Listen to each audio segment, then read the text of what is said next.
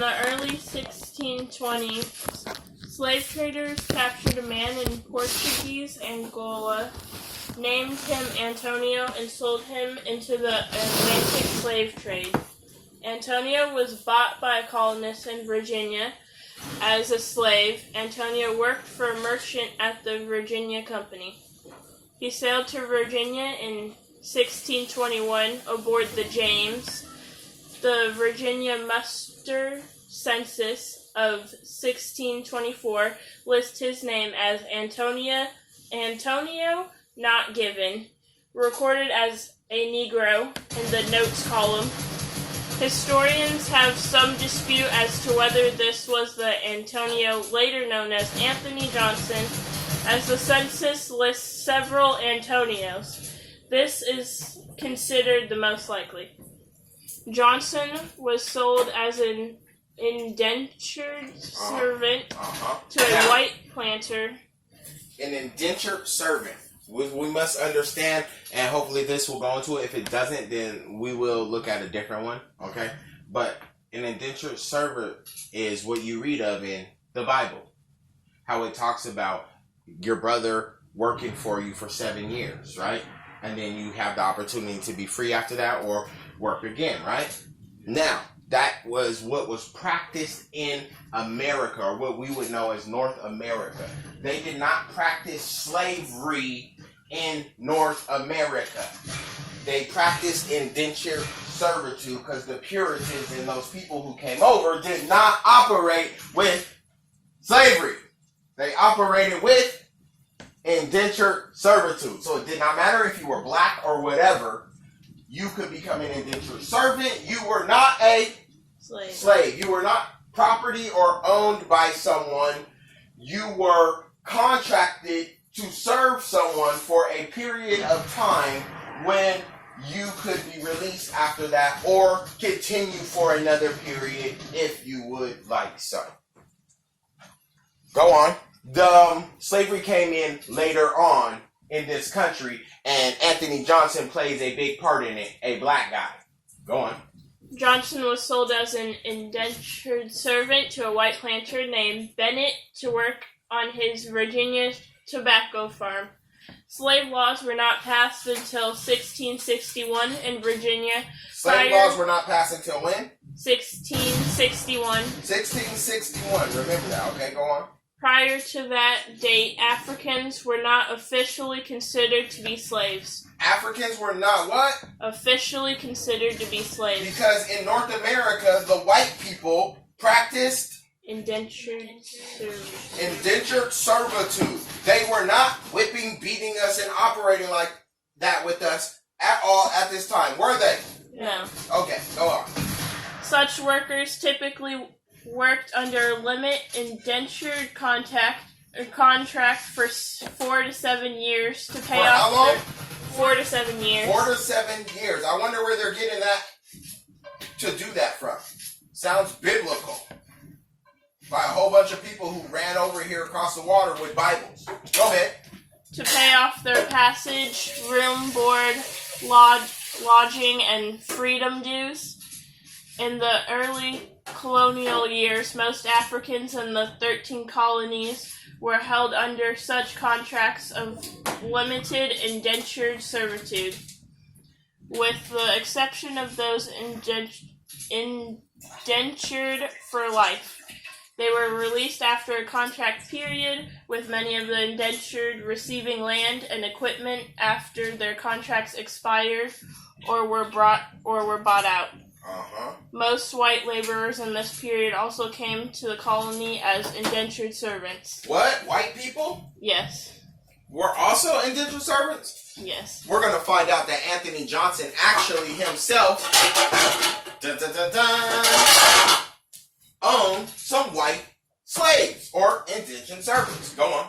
Antonio almost lost his life in the Indian massacre of 1622 when his master's plantation was attacked.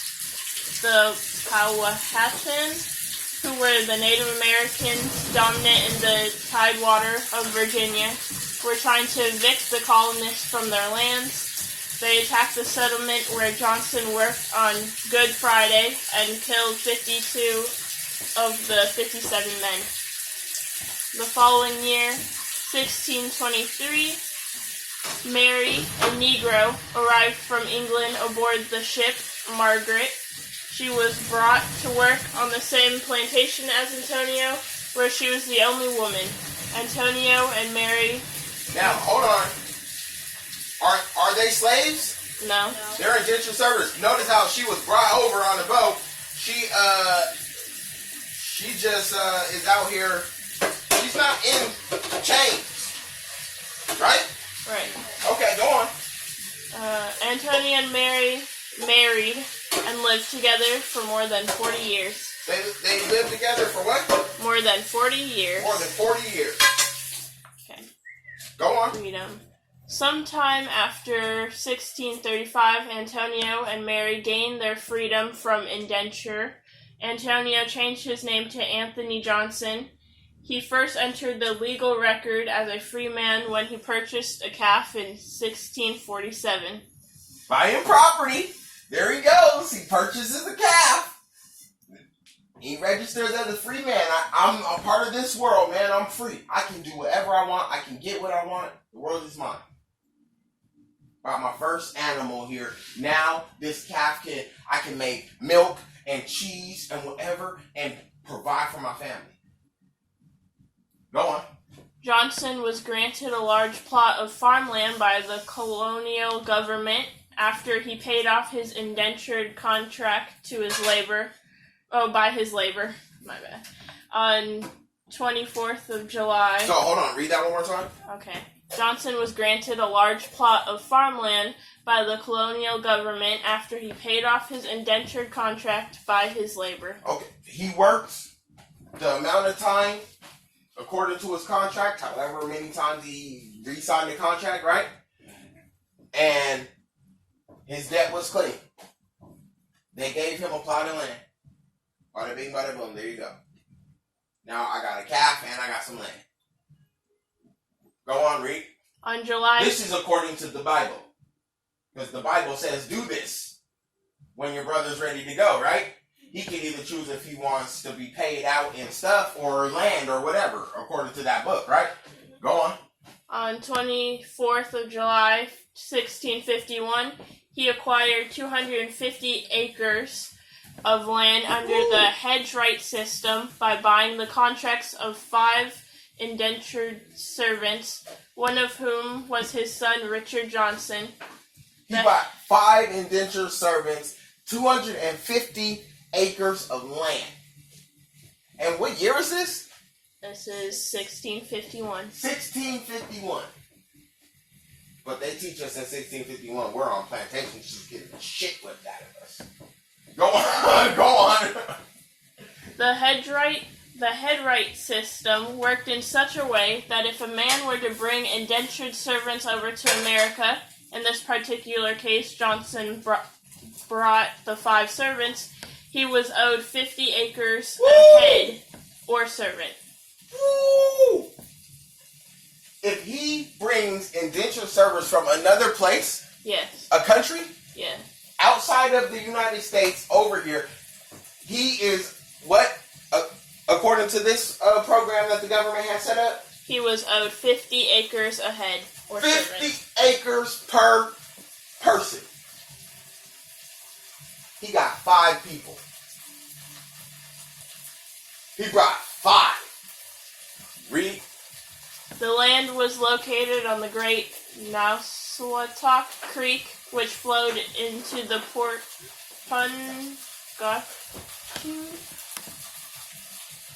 Pungotigu River in Northampton Country, Virginia.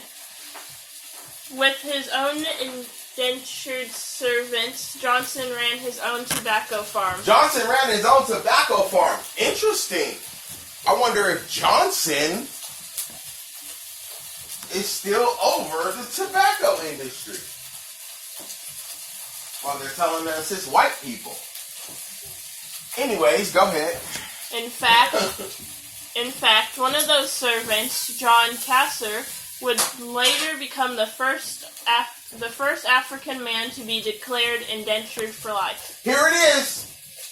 One of Johnson's slaves, who happened to be a black guy, the rest of Johnson's slaves were white.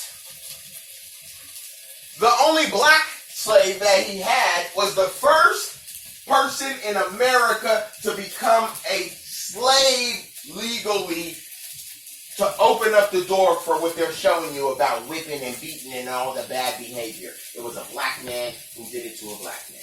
Johnson did it to Castro. Read. In 1652, an unfortunate fire caused great losses for the family, and Johnson applied to the courts for tax relief. The court reduced the family's taxes, and on 28th of February 1652, exempted his wife Mary and their 2 daughters from paying taxes at all during their natural lives. Oh, Lord. Well, this black guy's getting all kind of freaking bricks. White privilege! Where's it at? His wife and his daughter never have to pay taxes ever again as long as they live? Where is the white privilege? I am... Get back. This is rich. This sounds like black privilege to me. Yeah. In the 1600s? What's this word?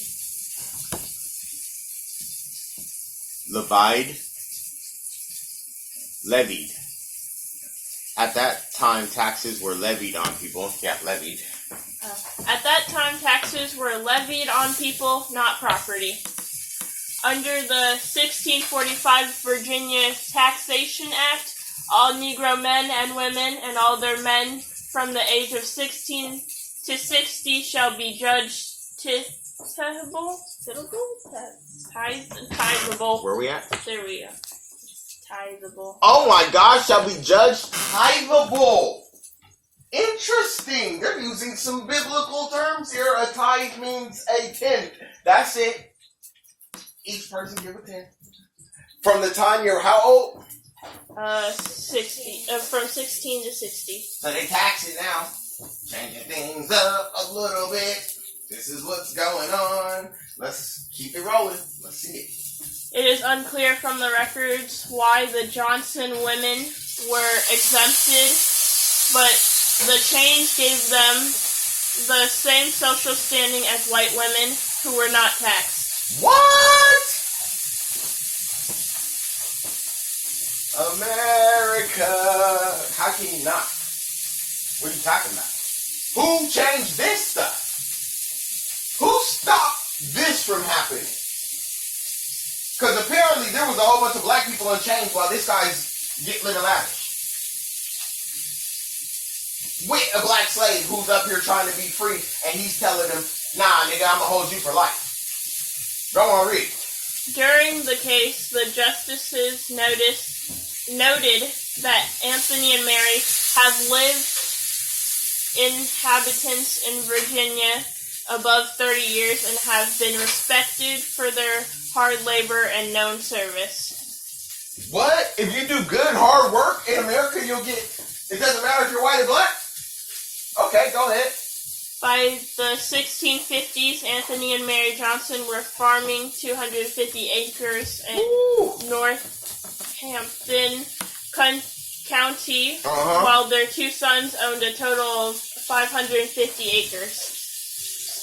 Good Lord, generational wealth. Interesting. Go on. When Anthony Johnson was... Generational wealth while we was all on plantations? Who's this Uncle Tom? Go on. When Anthony Johnson was released from servitude, he was legally recognized as a free Negro. He became a successful farmer. In 1651, he owned 250 acres, and the services of 5 indentured slavers, 4 white and 1 black. 4 white and 1 black. Hold on. A black guy was owning white people? Hello? And the white people was walking around doing stuff for the black lady who doesn't have to pay no taxes ever. and then all the little black girls in the family never have to pay taxes, and these white people got to do what they say. Is that what you're telling me? Yeah. In the 1650s? Mm-hmm. Oh, Lord. This must be a lie. This can't be true. Because this whole place is racist, and this is not true. Yeah, right.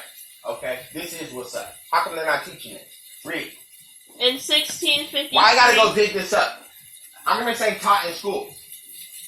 Why are we still trying to put black people under victimization? Why are black people using that tool to tell them to focus on this and put in it that we're being oppressed, that we're victims, that somebody did something to us and crying for something from the people that we say did it? Why is that happening? Why are the black people holding us in that mindset? Why is Cardi B making songs about how wet her coochie is and talking about all this other stuff? Why are they enslaving us? Why are the black people doing it to us? Why is Anthony Johnson going to do this to this brother Castro? Let us go. You, a black man, had the first black person to make it a law to hold someone forever and treat them as property. You did it to another brother. And they're still doing it to us today. They're still taking our money and profiting off of us in all these major ways and then feeding us this freaking lie that white people are against us. And we're running around talking about we can't get ahead, we need some help, we need this, we need that, instead of us building or doing anything on our own when we have the freedom to. We had it back then and we have it still to this day. Go on. In 1653, John Casser, a black indentured servant whose contract Johnson appeared to have bought in the early 1640s, approached Captain Goldsmith, claiming his indenture had expired 7 years earlier and that he was being held illegally by Johnson. Oh, read that one more time. The whole thing? Yeah, just that part you started. In 1653, John Casser, a black indentured servant, whose contract Johnson appeared to have bought in the early 1640s, approached Captain Goldsmith. Okay, so, in the early what? 1640s. The early 1640s, Johnson purchased the contract for Castro to come work for him, okay? And now what? And he's approaching... Now Castro, read it, just read it. Approached Captain Goldsmith, claiming his indenture had expired 7 years earlier. Okay, so now Castro is saying, hey, look, to somebody, a general or somebody, right? He's like, hey, a captain, cop, I don't know who he's talking to, right? But he goes and he says, hey, look, man, I was supposed to be out of here 7 years ago. My stuff expired, and my contract's been up 7 years. I'm still here. I can leave. Am I free to go? What's the rules on that or whatever, right? Go on. And that he was being held illegally by Johnson. Okay, so he didn't even say what's the rules. He just made an accusation that, hey, look, man, I'm being held illegally. I gotta go. Go on. A neighbor, Robert Parker, intervened and persuaded Johnson to free Casser. Okay. Parker offered Casser work and he signed a term of indenture so to the this neighbor is probably a white dude who says, let the black guy go, man. It's all good. It's America. He's done his time. You got enough money to get another servant. You still got the other 4. You know? Like, I mean, what? Go on.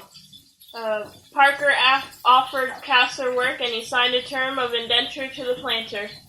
Johnson sued Parker in the Northampton Oh my court. Lord! The white dude said, look, bruh, I'll give you a contract so you can get out of there. Okay? The brother says, what? I'm gonna sue you. How dare you free my brother? How dare you free him from underneath my foot? How dare you? I'm suing you. So the brother goes and sues him. Because he don't want his brother to be free. Why? Read. Johnson sued Parker in the Northampton court in 1654 for the return of Castor.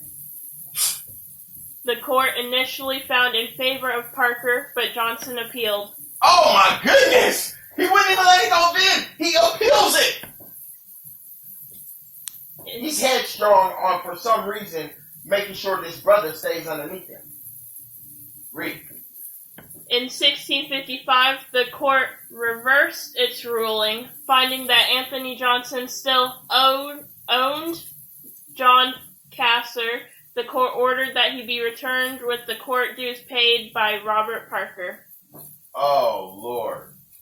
Sounds pretty messed up. Sounds almost like today. Oh, so here, you go back into this shackle of a mindset with your people, and then we'll take care of it. We'll have another white person fit the bill. That's what's going on, huh? Sounds like Democrat tactics right there. I'm not trying to bring politics into it, you know what I'm saying? But that sounds like a Democrat tactic to go ahead and oppress the black people with Black Lives Matter, and under the guise of this and that, destroy their communities and their families and their homes and their mindsets, and oppress them heavily with garbage of victimization, and then give all the money to the white politicians on the Democratic side who are going to enforce the laws and the programs and things that are only going to further perpetuate the dependency of the black community upon the system that they say is against them. Quite interesting. This was the first instance of a judicial determination in the 13 colonies holding that a person who had committed no crime could be held in servitude for life. Woo! Thanks, brother. Thanks, brother, for all your help. Thanks for the hand up, brother. Yeah, right. Brother still stomping on brothers since 1653. Read. Though Castor was the first person declared a slave in a civil case, there were both black and white indentured servants sentenced to lifetime servitude before him. What? Before him? Yes. Both black and? White. And? White. And? White. And? White. And? White. You're lying. No. If white people were sentenced to lifetime sentences of indentured servitude in North America, that would have meant that there were also white. Slave. White what? Slave. White what? Slave. White what? Slave. There are also white slaves in North America Yes. in the 50s. In the 1650s, not only were there black, Slaves. but there were also White slaves. white slaves in the 1600s in plantation America, where black people are getting treated so bad. There was who? White slaves. Amongst them? Yes. Interesting. Read. Why don't they teach American history instead of so-called black or whatever they want to teach? The black history, the history they taught you of slavery, it was a program to cause what you see happening in your society today. Many historians describe indentured servant John Punch as the first documented slave or slave for life in America. John Punch, i.e. is Castro. Go on. As punishment for escaping in 1640. Punch was required to serve. Let me retract that statement and omit it, because I'm not sure.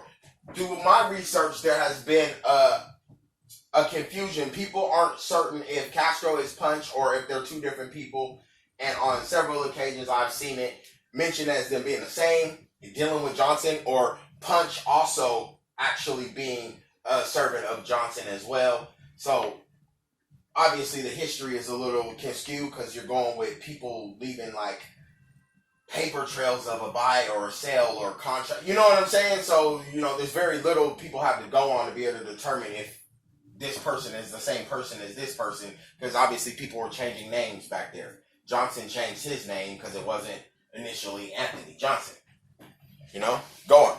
Punchers were required to serve his said master or his assigns for the time of his natural life here or elsewhere. The punch case was significant because it established the disparity between his sentence as a Negro and that of the 2 European indentured servants who escaped with him, one described as Dutch and one as Scotsman. It is the first documented case in Virginia of an African sentenced to lifetime servitude. Wow. The first time. That means there was no such thing as all these plantations where nobody could leave. They weren't leaving because they had contracts. And guess what? Tell me what else is built up around the world. Tell me what's built around them in their society. Where are they going to go? The only place they're going to go is to do what? Sign another somewhere else, right? So what they better do is what? Finish their contract, and most of them probably didn't just decide to finish their contract, but they signed another one. We stay here. These people are like family to me now. We all around. We're working. We produce it. I got the things I need. What the? You're gonna go give me some land and some stuff like this, and you know, it's not like I was really getting paid money or whatever. Do I have a big enough family to go out and now? Because I got to try to hire some indentured servants. I got to try to work a little bit, whatever with land I get or animals or whatever, so that I can start bringing something in, so I can pay somebody else or do something else, right? If I don't have enough people in my family yet or whatever, then what sense would it make for me to say, let me just go get this plot of land and then what? Do what? When I might as well just stay here and help you keep building up. I see things are growing, things are doing well, we're doing good here, and I'm able to live, to eat, I got clothes. It's not like you're going down to the mall. There is no mall. You can't just go ride go-karts. There's no such fucking thing. Nothing exists. There's woods around you, nigga. You're gonna stay there. Read. It is considered one of the first legal cases to make a racial distinction between black and white indentured servants. The Casser lawsuit demonstrates the culture and mentality. Here's another Democrat move I see. They see an opportunity during this case to cause what? Racial divide. Racial divide. Divide and conquer. They see an opportunity. And they're going to do it here. And about the 1600s is when all this other stuff starts coming out. People looking at classifications of race and white and black and this and that being named. It starts rolling up around this time. This is where they started racial divide, to divide and conquer, because they realized that if the blacks and the whites were actually working together and doing shit like this, soon it'll be takeoff. You can't control anything. They wanted control. So here's your racist Democrats taking the opportunity here to cause racial divide. So they're going to deem this black guy and say because he's black, he wasn't a citizen or a colony person.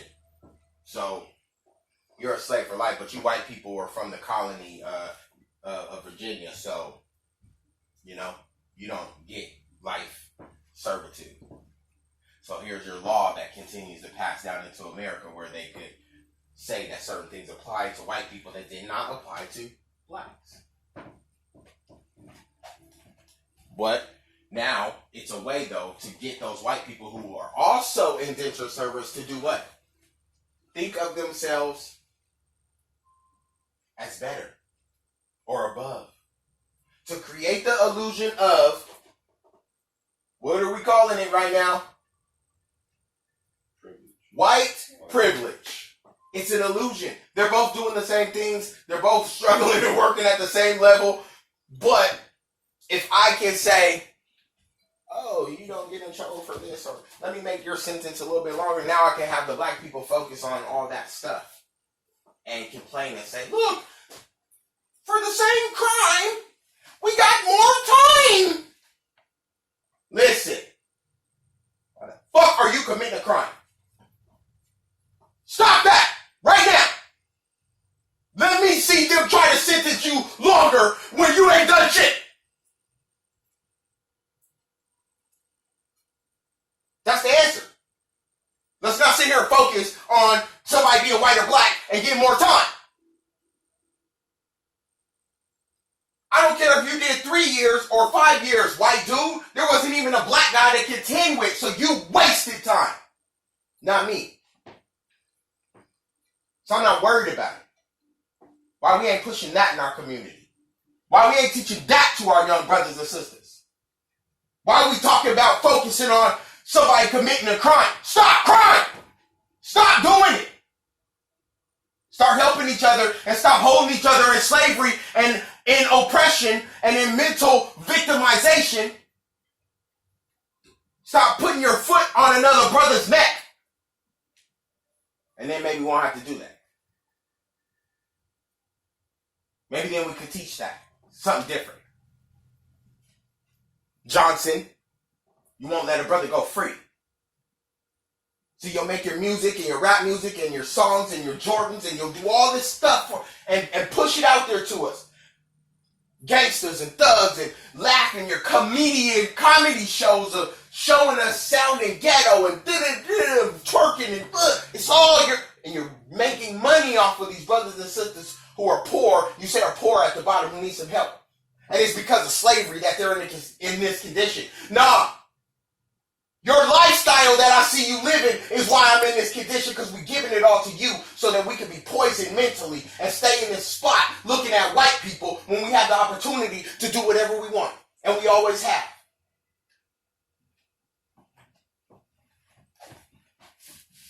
So there's a small few black people, 1%. So white, if we want to talk about the 1% in America for white people, who's the 1% in America for blacks? Because they're doing the same thing. They're working together. So when we going to stand against that? I'm not down for the gangsters, thugs, violence, and whatever. Hey, that's some bullshit. Stop. Stop. And every black person who's against it should roll with me. Stop. Let me be free.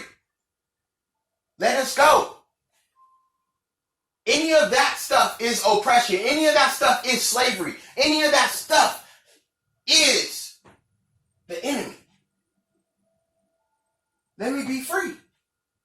I don't want to focus on some white person who didn't even have slaves talking about how they was hanging people because they didn't hang shit. They didn't have no slaves. They didn't hang nobody. I want to talk about this brother who had a slave though. I want to talk about all the brothers who's out here on the street right now keeping brothers underneath their thumbs.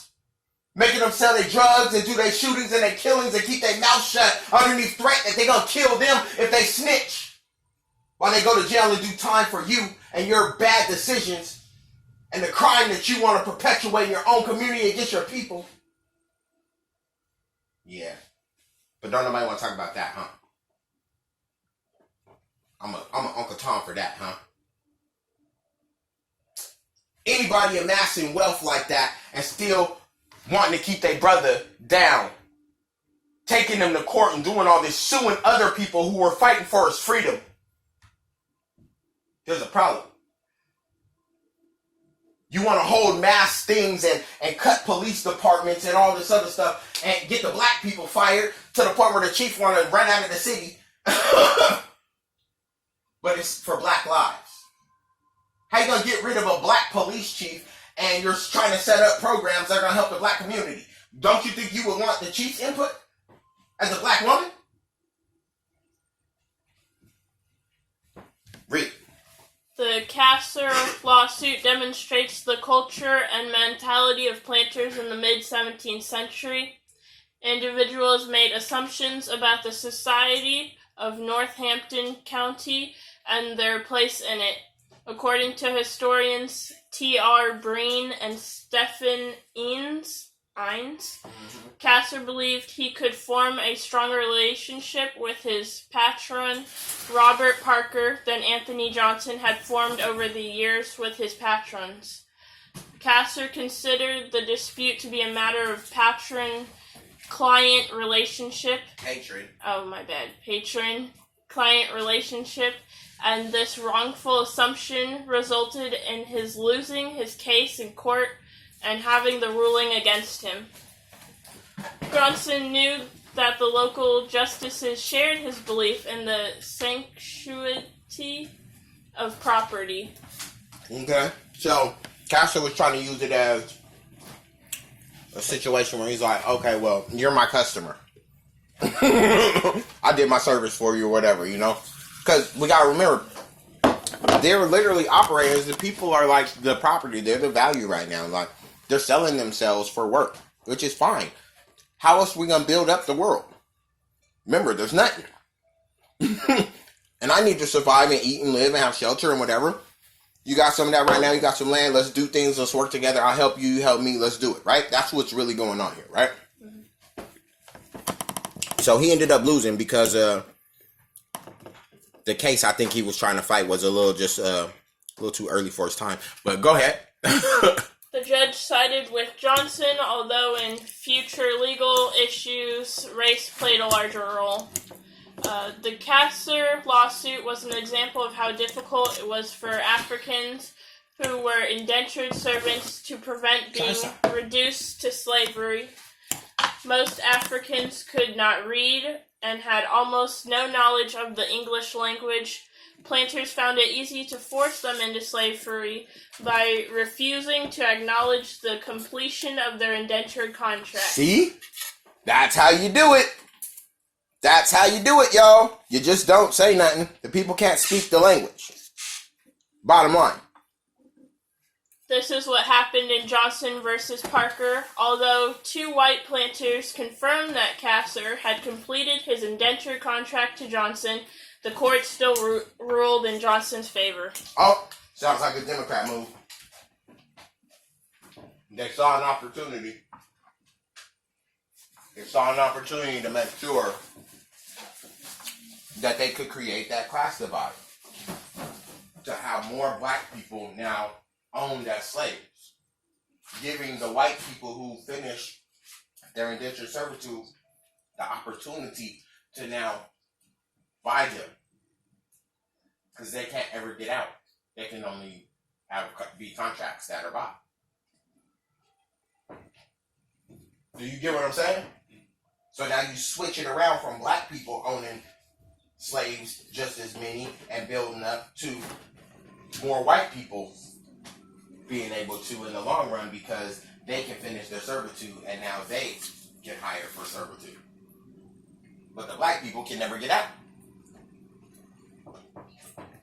Thanks, Johnson, for taking that to the court. Should just let him go. Read.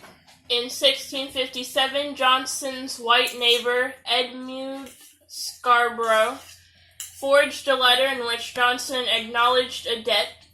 Johnson did not contest the case. Johnson was illiterate and could not have written the letter. Whoa! Nevertheless, the court awarded Scarborough 100 acres of Johnson's land to pay off his alleged debt.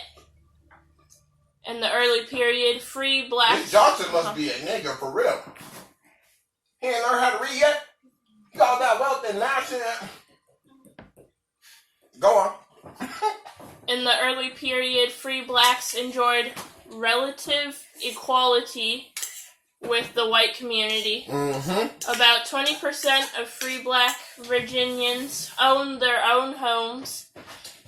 In 1662, the Virginia colony passed a law that children in the colony were born with the social status of their mother, according to the Roman principle of partus sequitur ventrum.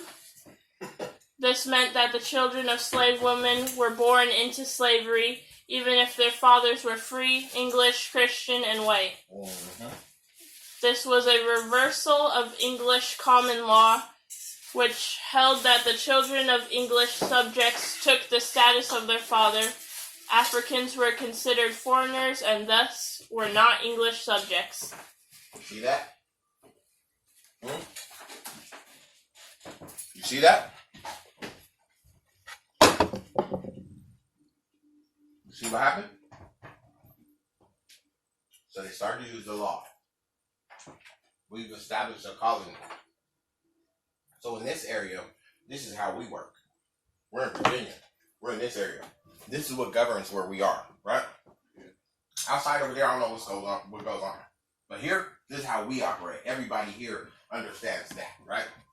So, we believe here that when you are born and you're African, you aren't you're not originally from here, the colony of Virginia. Neither are the settlers who were doing this, right? But they are, because they're having kids and this is what they're saying. This is where we're not leaving here. We're going to be here for, our descendants are here for millions. This is it. You get what I'm saying? But they're saying, so you guys know, you're not actually from here. Like, your people didn't come here and take the land, pretty much. They didn't come here and settle here and take the land and say, we're about to make this our new home. You guys came here to work and make money, you know? And we're down with that. But if you have a child, right, and you are in servitude since you've never been told, because you don't even speak the language, right, that you can have a contract, right? You know what's supposed to go on, but it never ever happens, and it's not like we can communicate, right? So, anyways,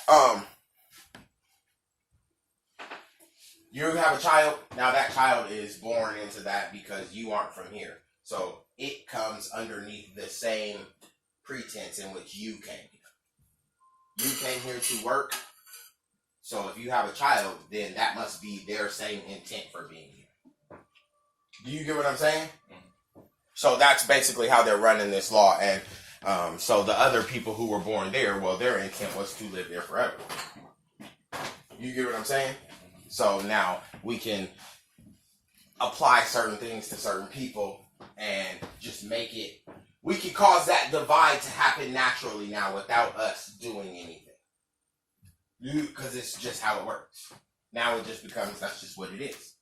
You get it? Anthony Johnson moved his family to Somerset County, Maryland, where he negotiated a lease on a 300-acre plot of land for 99 years.